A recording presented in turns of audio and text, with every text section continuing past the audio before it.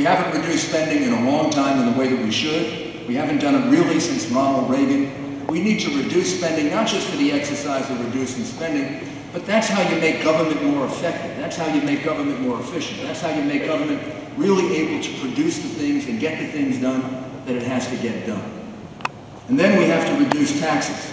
And you know why we have to reduce taxes? Because you'll make a better choice with your money than the government will make with your money.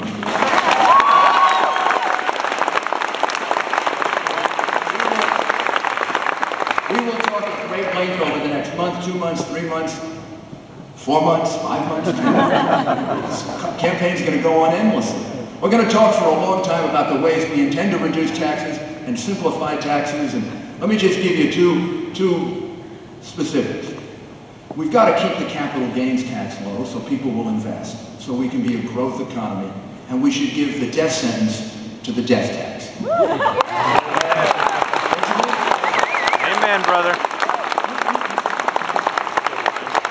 You young people, you're going to pay taxes all your life. You're going to pay taxes on all the money that you make and all the money that you get. And then all of a sudden, if you die, all that money you paid taxes on gets taxed again at 45%, 55%. It's just unfair. Hurts people with homes. Hurts people where maybe the main thing they have is their home, a farm. Maybe they have a small business. That thing gets taxed at 45, 55%. And let me give you one other illustration of why what goes on in Washington just doesn't make sense. The death tax. The death tax is going to go down in 2009 to 45%. Or it's going to be at in 2009 it's going to be at 45%. In 2010, you know what the death tax is going to be? 0. And then in 2011 it's going to go back to 55%.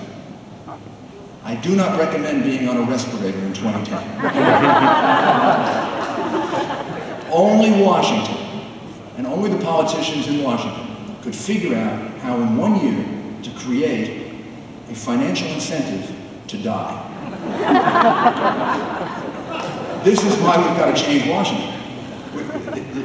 The death tax should be done away with. None of this 45%, 0, and 55%. How about we make it 0 from now on?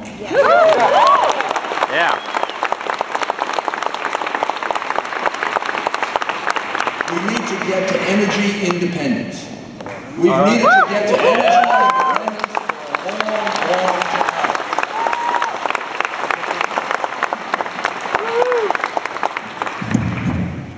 I'm going to move around. President Nixon, I think, was the first president to say that. Some of you weren't born then, I think. And then it was repeated by president after president after president. It has always been a necessary thing for our economy. It has always been probably a good thing for our environment if we do it in a smart way and the right way.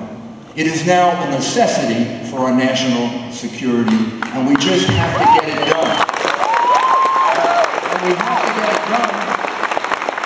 We have to get it done the way we put a man on the moon. Let me just remind you of that story, or tell that story to you for those of you who didn't live through this. Way back in the late 1950s, the Soviets put the first man in space. It was a big shock. How could the Soviets, that had just a